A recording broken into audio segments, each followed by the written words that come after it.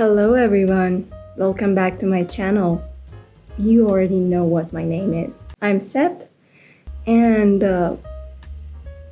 I've done a few autumn desserts in the past 2 weeks, and I hope that I can post all of them by the end of the autumn. We're all aware that the most major event in fall is Halloween, and although it's not celebrated here where I live, it's celebrated but not officially celebrated. But I like to do something about it, so I'm going to make a spooky pizza.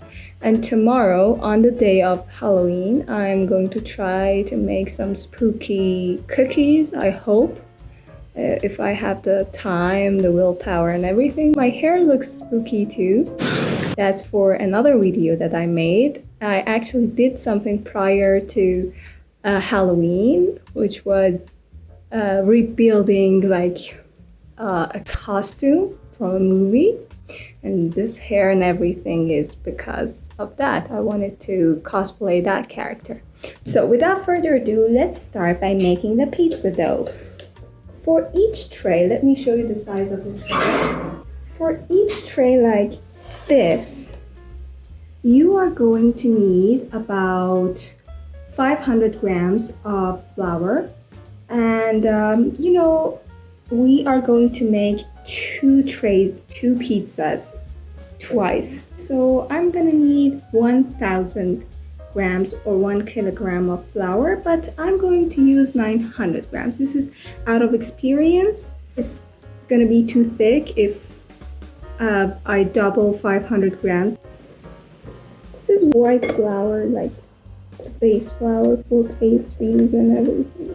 White flour. Now we add our yeast, dried yeast. About 8 grams per tray, but because we are using, it's about 14 grams needed now instead of 16 grams. I'm not teaching anything, okay? It's like a vlog. 1 teaspoon of sugar. Some water, which is about 540 grams of water for this amount of dry ingredients. I'm going to add it in, I think, 3 stages. So add about 1/3 of your water. 50 grams of oil. You give it a mix a bit until you see a mixture happening. It's not going to be doughy. About 1/3 of our water. I don't know. Eyeball it, like 1.5 teaspoons of salt, and the rest of our water. Excusez-moi, chef. Excusez-moi, chef. Chef.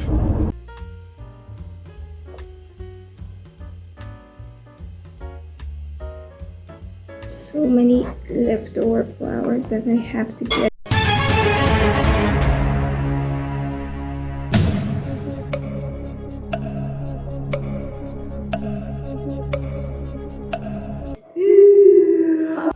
Mixed. Oh my god! With the rest of my dough. I think we might need a bit more water, but don't be too generous with it. A little bit. Again, it's a real arm workout. After seeing a more cohesive consistency, you can then go in with your hands and start kneading the dough for 5 minutes. This is the consistency we are looking for. Sticky and kind of stretchy. So as you knead the dough, you realize that the clutters that were formed are dissolving into the rest of the mixture. Some of them might remain, but that's okay. As far as I can remember, they didn't cause any problems before. I think doing that enters more air into the mixture, and as far as I know, I don't know, I guess, this is food for yeast and will activate the yeast furthermore. Set it aside. for 15 minutes, and then we are going to do some spoon activities on it. Cover it with a wet fabric. Comes on top, it goes and rests for the first course of 15 minutes. 7, 8, 9, and 10. You let it rest for another 15 minutes and you repeat the same process of spooning, and then after that you have to cover it and let it rest for like an hour and a half or like 2 hours.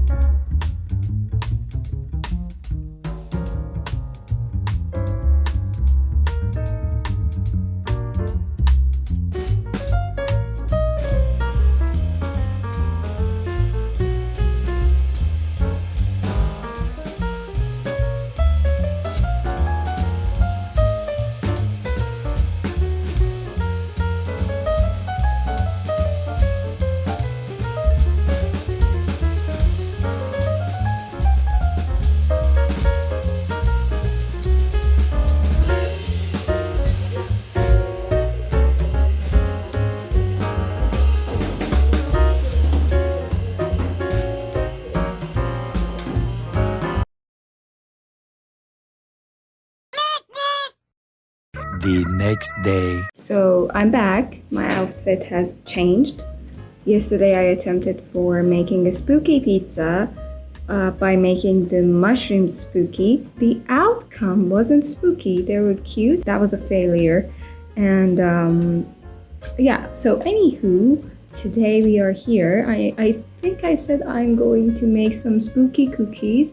That was the plan until like an hour ago.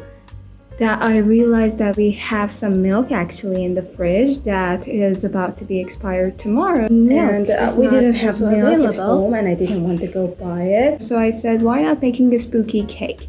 Then I went on YouTube watching all these recipes, and you know, they were either too, you know, hard or there was a missing ingredient. And you know, I've learned my lesson from the times that I try to replace one ingredient with another. Who's sticking again? God.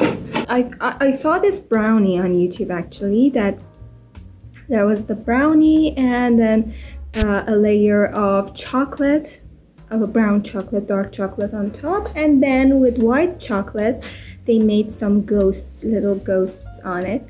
And I liked it. I was thinking about this zebra cake that I made before, and I realized that somehow in this zebra cake, the vanilla flavored batter and the chocolate flavored batter do not mix somehow, and they keep staying at their own place. So that is, you know, a good sign. Maybe I can use the vanilla flavored batter to make some spooky little shapes on top of that chocolatey batter.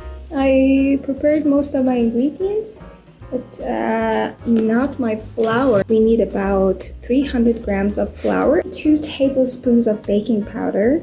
We have so many moogly parts. You know how I can show them to you? I have this problem with my jacket and flour. First we grab our mixing bowl. Then we add 4 eggs to it. I heard somewhere that a standard egg is about 60 grams. So make sure to pick the eggs that their size is like above average. Oh, we've got eggshell in it. Sugar is a dry ingredient, but it should be added to the eggs. Half a teaspoon of vanilla, and we grab our mixer. I'm not going to record it on camera because that's going to make a lot of sound. So mix it for like about 5 minutes, or I don't know if more or less would work, but 5 minutes until it's like, you know, the consistency is so creamy and stretchy, and the color is like cream. Here we come after mixing eggs and the sugar. Now, what I have to do is that I have to add my milk, which is a cup of milk, 240 grams of it, 220 grams of, we have sunflower oil here. I gave it a mix and I got out the bubbles. We have our flour here. Don't add it at once. So for making a zebra cake, we have to divide this batter into 2 parts and add 2 tablespoons of cocoa powder to 1 part of it. But since I didn't need that much of vanilla flavored batter from it, I'm going to use 3 tablespoons of cocoa powder and add it to about 75% of my batter. 2 more spoons and we're golden. We can now add our cocoa powder. Here we go. I hope it's really brown because that's not too much cocoa powder. The batter is not that runny and like watery. This is our cocoa mixture. This is our vanilla flavored mixture. I'm going to mix them well, bubble them, and I come back when I'm adding it to the mold and making the ghosts on it. Bye.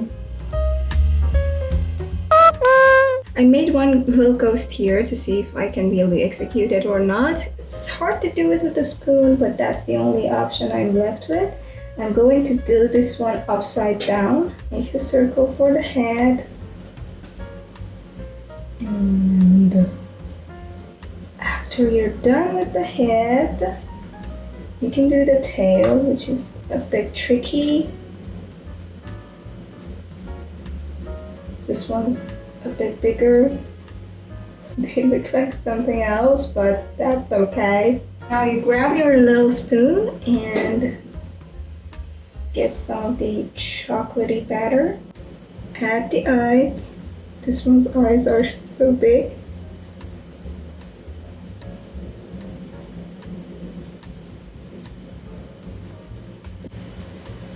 With it.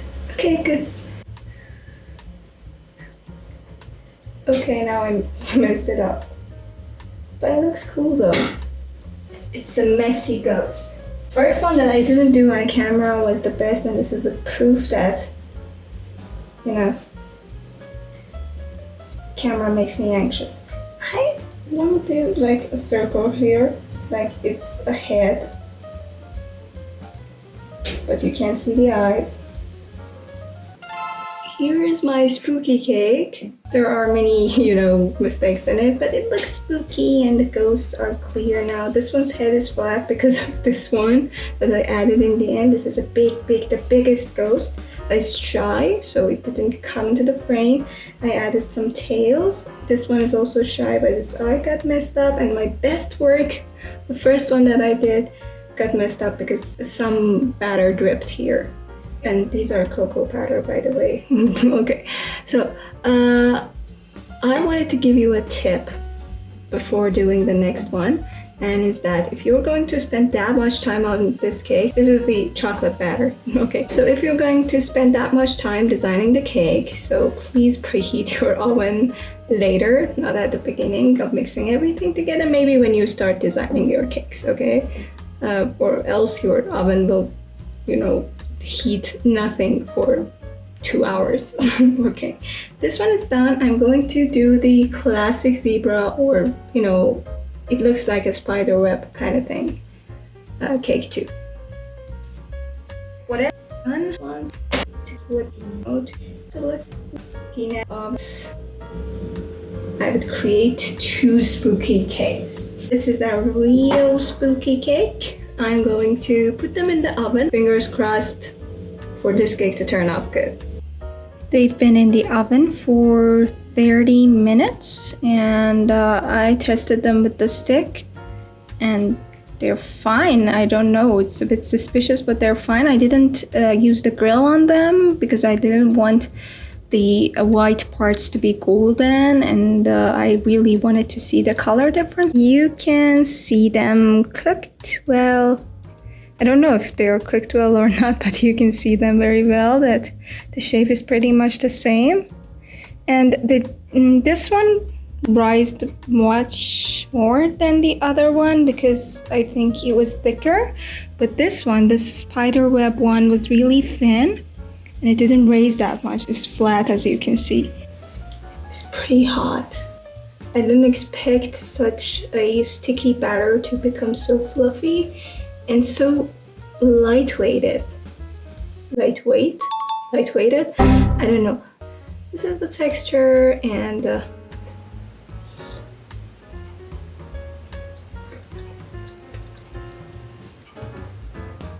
normal.